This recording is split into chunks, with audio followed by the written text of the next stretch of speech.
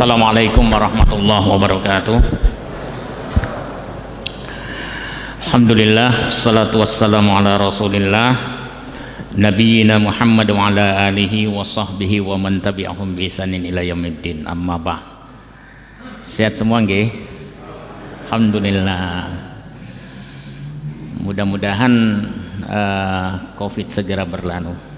Amin. Karena memang Covid ini luar biasa dahsyat, ya, merontokkan kesehatan kita, perekonomian kita, iman kita.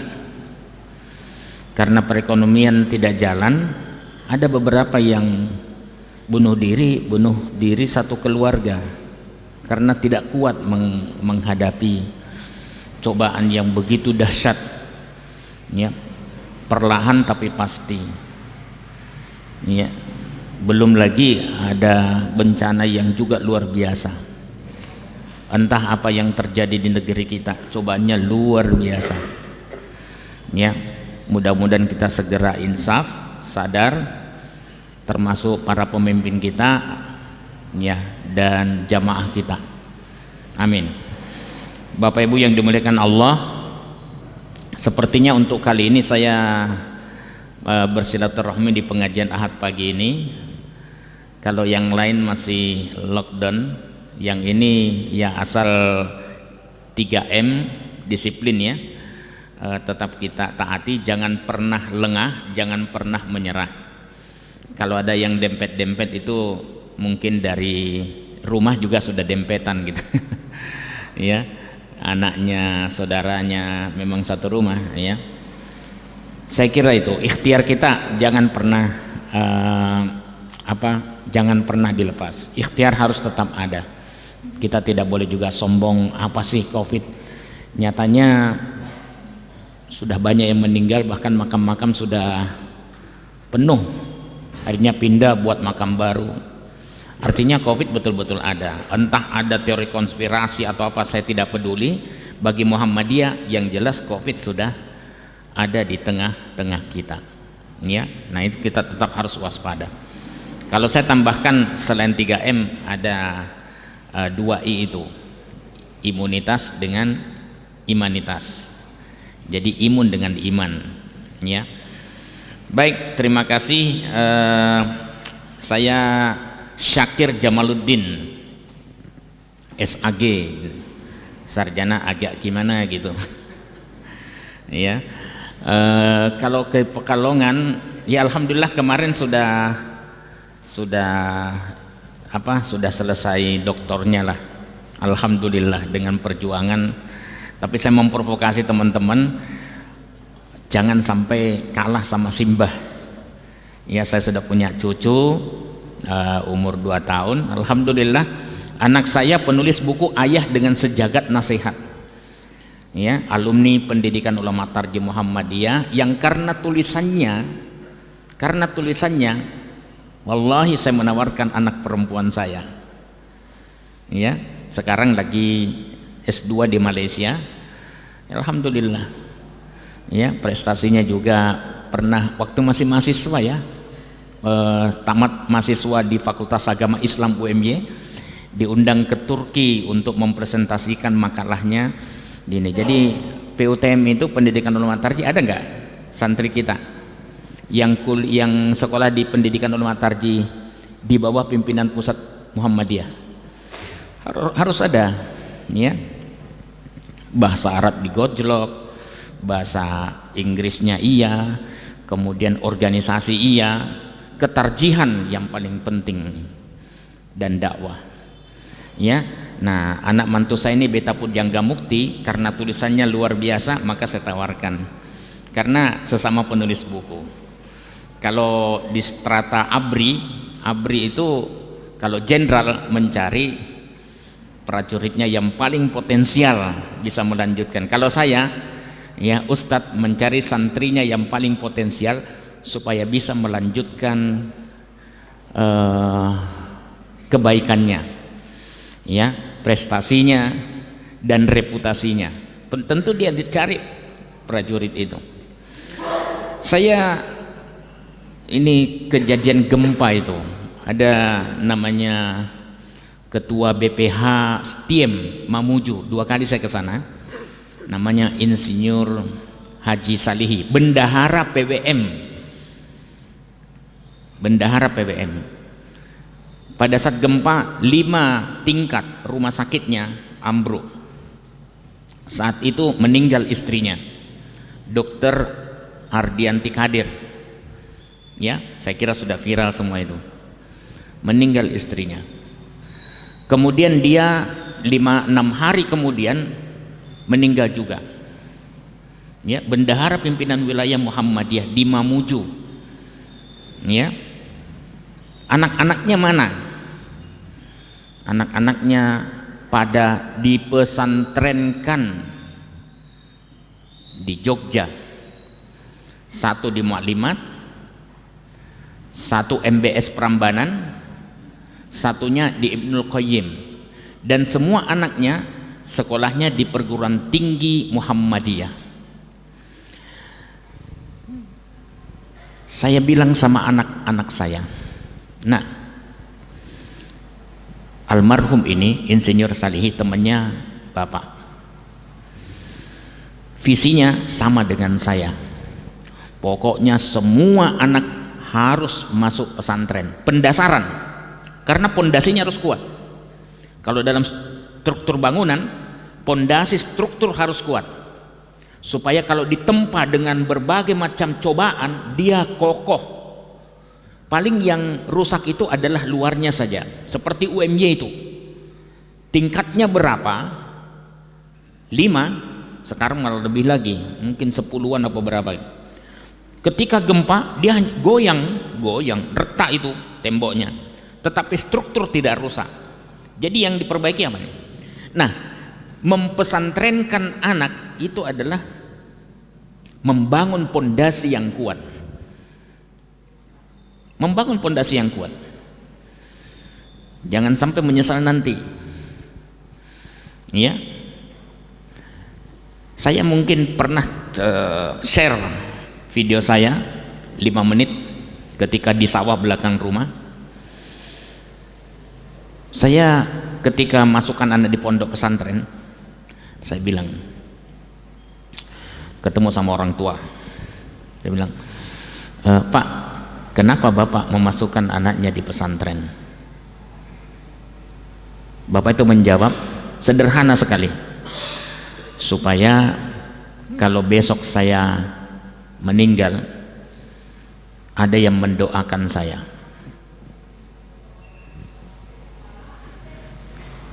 Kalau besok saya meninggal ada yang mendoakan saya. Coba, berapa di antara kita yang anak-anak kita seperti kita, baik ahli masjid, ahli jamaah, rajin pengajian? Coba introspeksi diri sendiri, lihat anaknya sendiri. Tidak usah jauh-jauh, kita lihat. Kemudian apakah mereka rajin juga sholat, rajin juga ke masjid? Bisa nggak dia berdoa, mendoakan kita? Anak-anak saya bilang, hafalkan Rabbi ghafirli wali walidayya warhamhuma kama rabbayani shaghira. Karena ini nanti salah satu yang abadi, meninggalkan anak soleh yang mendoakan kedua orang tuanya.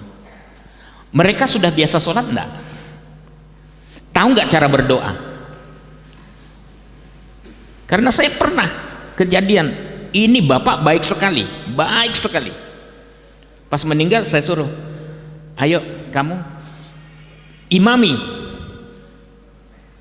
jenazah orang tuamu untuk sholat jenazah. Tidak, ustadz saja. Kalau begitu kamu? Tidak, ustadz saja. Kalau begitu kamu? Ada anaknya laki-laki yang saya tunjuk. Tidak, ustadz saja. Saya sih husnudonnya dia bisa. Cuma kalau melihat perjalanan hidupnya, Kayaknya tidak bisa, dan tidak tahu mungkin siapa yang paling berhak jadi imam untuk orang tuanya. Ini. Nah, ada generasi enggak? Nah, saya kembali ke Insinyur Salihi ini. Misi saya sama. Semua anak masuk pesantren, setelah itu mau milih apa terserah. Supaya apa? Supaya ada yang bisa mendoakan saya, sederhana, dan melanjutkan cita-cita saya. Saya sebagai ustadz, saya sebagai penulis buku. Ya. Menulis buku itu melanggengkan pesan. Melanggengkan pesan. Banyak orang baik tapi tidak menulis. Akhirnya hanya sampai ke jamaahnya. Saya melanggengkan pesan. Kalaupun saya meninggal, sudah ada buku yang saya tinggalkan. Itu melanjutkan kebaikan. Dua itu tujuan saya. Ya. Dan saya katakan, karena 3 anaknya akhirnya kembali dari Jogja, ada yang di Jakarta, ada yang di UMY, 2 anaknya itu. Salah satu mahasiswa Fakultas Agama Islam pulang. Saya bilang, kebetulan ketua PBM Mamuju itu saya kenal, Ustadz Wahyun. Ini anaknya lagi menangis-menangis, tidak kuat, karena ketika ibunya meninggal dia tidak sempat, dia masih di Jogja dan di Jakarta. Harta bisa dicari, tapi nyawa tidak bisa tergantikan. Kemudian setelah itu ada komentarnya, ibu, alhamdulillah Allah masih menyisakan satu ayah untuk kami. Tapi wallahi 5 hari kemudian Allah pun panggil ayahnya untuk kembali. 5 hari kemudian. Jadi komentar itu saya katakan, nah, Allah itu tidak menguji seseorang kecuali sesuai dengan kemampuannya. Ingat itu.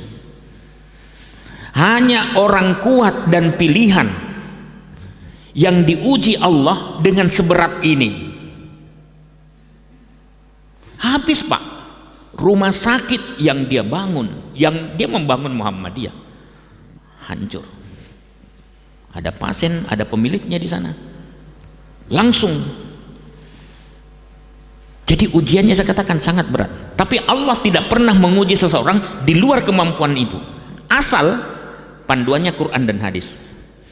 Kalau Anda atau kita lepas dengan Quran dan hadis, pasti tidak kuat. Kalimat istirja, inna lillahi wa inna ilaihi raji'un, itu jangan hanya di lisan, sampaikan dalam hati. Inna, kita ini milik Allah. Lillahi wa inna, dan sesungguhnya kita ini ilaihi, kepada Allah, raji'un, nanti sama-sama akan kembali, pasti kembali. Cuman ada yang kembali dengan tersenyum, ada yang tidak. Salah satu hikmah, saya bilang karena ketua PBM-nya di sana, saya katakan tolong sampaikan sama anak-anak pesan saya ini. Salah satu hikmah, kalian disekolahkan ayah Anda di pesantren Muhammadiyah Jogja supaya Anda selamat. Coba kalau misalnya tidak, wallahualam, selamat dunia, selamat akhirat, supaya dia mendoakan, ada melanjutkan kebaikannya. Dan saya yakin orang tuanya tersenyum di sana, karena dia meninggalkan sesuatu yang berarti untuk umat Muhammadiyah. Dia bangun itu Muhammadiyah di Mamuju, dia bangun itu sekolah tinggi ilmu ekonomi Muhammadiyah. Ini sebagai pelajaran bagi orang yang sudah meninggal. Ya alhamdulillah. Nah sekarang kembalinya ke kita. Nek aku mati saiki, apa ya amal saya yang saya bisa banggakan di hadapan Allah? Anakku ison dungo ora? Maaf, ini bukan bahasa saya, mungkin agak-agak aneh ya, Jawa tapi rada antik saya. Jawane ya campur Solo sih ya, Sulawesi. Sama dengan bapaknya Mas Nasrullah itu ya, Mas Sukri, Abu Bu Lara ada di sini. Semalam saya tidur di rumahnya karena memang itu mengenang masa kecil dan silaturahmi. Dan silaturahmi ke tempatnya Mas Fuad, Pak Bakri Bedong, istrinya. Karena itu masa lalu saya, ya, silaturahmi. Jadi campuran itu, makanya Jawa saya contohnya lebih kental dibanding daripada gudegnya. Minta maaf. Tapi pingin sekali berkomunikasi dengan bahasa Jawa. Jadi itu yang saya inginkan, ya, yang saya inginkan. Nah, Bapak Ibu yang dimuliakan Allah, sampai lupa tema utama, sholat sesuai tuntunan Nabi Sallallahu Alaihi Wasallam. Meluruskan penyimpangan dan memahami perbedaan. Jadi ini judul di bawah. Kalau kita mengaji tarjih, maka kita bisa simpulkan kalau ada penyimpangan, tarjih akan meluruskan. Tapi kalau hanya sekedar perbedaan, udahlah, pahami saja. Toleransi itu apa? Toleransi itu dalam KBBI, Kamus Besar Bahasa Indonesia, membiarkan, memahami, bukan menghormati. Itu tambahan saya. Karena kalau menghormati, Quran ada beberapa pekerjaan, perilaku yang tidak dihormati oleh Allah Subhanahu wa Ta'ala. Mau Bapak, Ibu menghormati pelacur dan membuka praktek di kampung Anda? Ini kan hak asasi manusia. Mau Anda menghormati orang yang kelaparan tapi menjual miras di samping rumah Anda? Ini kan hak asasi manusia. Itu bukan toleran, ya. Karena yang kebenaran, Allah tidak suka orang mempersekutukan dirinya sehingga neraka baginya. Itu Allah tidak menghormati orang yang mempersekutukan dirinya. Kalau dihormati, masukkan surga dong. Jadi toleransi itu adalah membiarkan, tidak mengganggu, memahami. Tapi ada batas-batasnya, ya. Bukan menghormati. Jadi toleransi dan menghormati adalah sesuatu yang berbeda. Nah, Muhammadiyah selama dalam masalah ibadah, selama masih ada dasar Quran dan hadisnya yang makbul, beda pendapat tidak ada masalah. Ya, itu kata kuncinya. Kenapa Muhammadiyah adalah lembaga swadaya masyarakat terbesar di dunia? Camkan itu, terbesar di dunia. Jadi mainnya bukan di Indonesia. Terbesar di lembaga swadaya masyarakat loh, ya, milik masyarakat murni. Kenapa? Karena dalam masalah yang ketat dan rawan konflik, Muhammadiyah bisa menyelesaikan. Asal ada dasar Quran dan hadisnya yang makbul, beda pendapat tak masalah. Bahkan jangankan seperti itu, tarjih itu, coba tentang kunut subuh, apa kata tarjih dalam tulisan, ya, dalam fatwa? Kata tarjih, hadisnya dhaif jiddan, kunut subuh.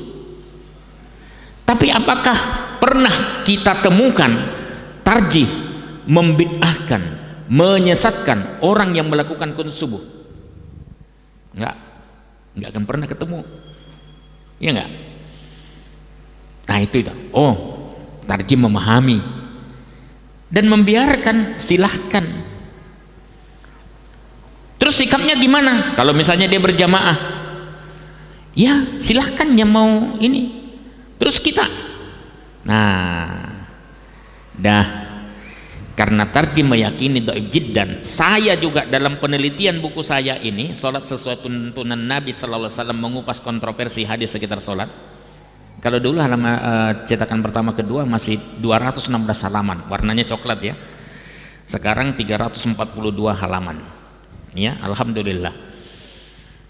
Saya katakan dhaif jiddan kunut subuh, tetapi saya menghormati orang yang melakukan kunut. Makanya Muhammadiyah, orang Muhammadiyah itu seharusnya bisa tetap berjamaah sekiranya masjidnya hanya ada di situ dekat rumahnya yang melakukan kunut, jamaah saja.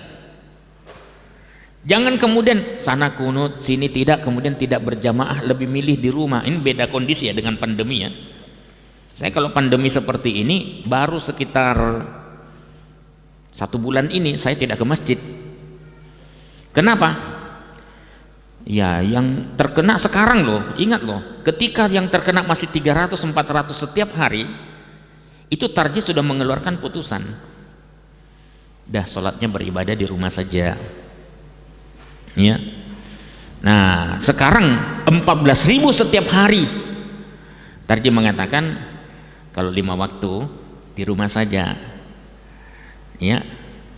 Tapi kalau misalnya Jumatan, silahkan dengan tetap menjaga jarak, pakai masker dan itu. Jadi itu aja, saya mengikuti itu. Ditambah lagi setelah saya periksa 3 kali sejak 3 bulan yang lalu, naik tensi saya. Tensi bawah itu 101 coba. Tensi bawah turun sedikit 100. Tensi bawah naik turun lagi 98. Kalau ngisi pengajian begini biasanya turun drastis, setelah ngisi pengajian naik lagi. Jadi obatnya Ustadz itu ceramah. Nah, cuman ceramahnya enggak ini ya, karena pandemi. Jadi saya tahu loh, hipertensi itu ternyata yang paling tinggi tingkat risikonya 55%. Setelah itu diabetes, setelah itu jantung, baru paru-paru. Coba. Jadi saya, ya Allah ya Rabbi, ini rawan sekali nih ya. Ya sudahlah, bismillah, ijtihad saya mengikuti apa kata tarjih tentang ini. Nah, jadi itu ya kita. Nah, tapi saya kembali dalam masalah perbedaan pendapat, Muhammadiyah paling jago. Nyatanya tidak pernah pecah. Sejak 1912 Muhammadiyah tidak pernah pecah. Walaupun godaan politik tinggi gitu, tensinya tinggi. Tetapi Muhammadiyah aman-aman saja. Ada sejarah Muhammadiyah pecah? Nggak ada. Kenapa? Salah satu caranya adalah itu. Majelis Pustaka itu kan yang didirikan pertama Muhammadiyah kan bukan tarjih kan? Tarjih itu, majelis tarjih 15 tahun kemudian, sejak 1912, 15 tahun kemudian baru majelis tarjih. Majelis tablik, pustaka. Pustaka itu supaya kita melek bacaan. Makanya Muhammadiyah di halaman terakhir himpunan putusan tarjih itu menyebutkan Muhammadiyah tidak melarang warganya, pimpinannya untuk memperbanyak membaca referensi lain supaya melek. Nah, kalau orang melek, kalau ada perbedaan pendapat tidak gumunan, tidak kaget, oh kok ngono, dan tidak mudah membedahkan, tidak mudah mengkafirkan, menyesatkan orang. Itu Muhammadiyah. Cuman jarang kita mempraktekkan ini. Karena apa? Tidak membaca. Penelitian saya belum saya bukukan. Kemarin disertasi itu metode kritik hadis tarjih dalam menghadapi hadis-hadis mukhtalafun fi, hadis-hadis yang diperselisihkan. Ternyata tarjih itu punya metode at-tarjih yang paling banyak dari 10-12 tema hadis. Tapi 10 yang masuk untuk diselesaikan itu, ternyata dari 10 itu 6 itu diselesaikan secara at-tarjih, 3 secara al-jam' wa taufiq, 1 secara nasih mansuh. Saya hanya mau lihat kecenderungannya bagaimana, chemistry-nya itu loh, jiwa orang-orang tarjih dalam bertarjih. Ternyata lebih banyak menempuh metode at-tarjih sesuai dengan namanya, walaupun at-tarjih di sana bukan sebagai metode itu, mencari dalil yang dianggap lebih kuat, bukan paling kuat. Tarjih tidak pernah menyatakan dalam putusan bahwa keputusan tarjihlah yang paling kuat. Tarjih, majelis tarjih mencoba memilihkan dalil-dalil yang kuat, itu bahasanya Ya, itu bahasanya membantu masyarakat untuk memilihkan dalil-dalil yang kuat. Tapi kalau ada yang berbeda pendapat, tak masalah, tak masalah. Itu namanya kedewasaan, ya, mentolerir perbedaan itu. Tapi kalau keliru disampaikan. Tapi itu pun menyampaikannya kan bil hikmah wal mau'izatil hasanah, itu dakwah. Ya, nah ini kira-kira prinsip dalam ibadah itu ada 6 prinsip yang saya sebutkan. Saya mau sebutkan 1. Ibadah harus sesuai dengan tuntunan Nabi sallallahu alaihi wasallam. A'udzubillahi minasyaitonir rajim. Faman kana yarju liqa'a rabbih falyamal amalan shalihan wa la yusyrik bi ibadati rabbih ahada. Barang siapa yang menghendaki perjumpaan dengan Tuhannya kelak, kita mau berjumpa dengan Tuhan kita yang kita sembah selama ini, yang kita cintai, yang kita dahulukan, syaratnya ada 2. Falyamal amalan shaliha, lakukan amal yang salih. Salih itu yang apa? Yang baik. Sebenarnya salih itu bukan baik. Salih itu yang pas, yang sesuai dengan yang diinginkan Allah dan Rasulnya. Nah, itu baru disebut dengan baik.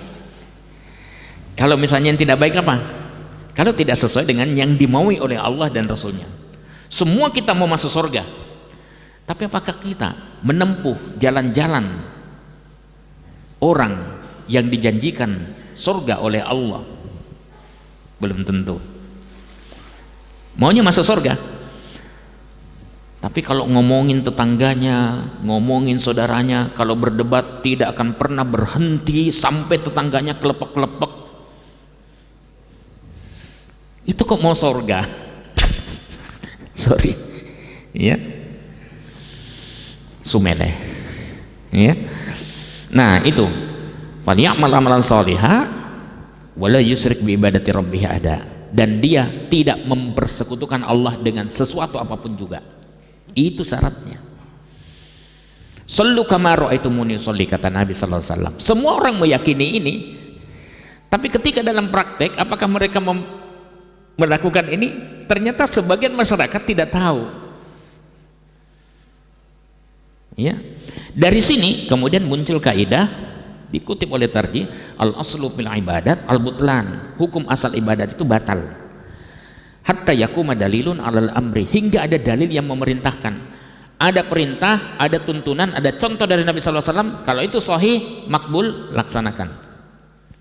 Itu saja panduannya. Nah, di bawah ini kaidah.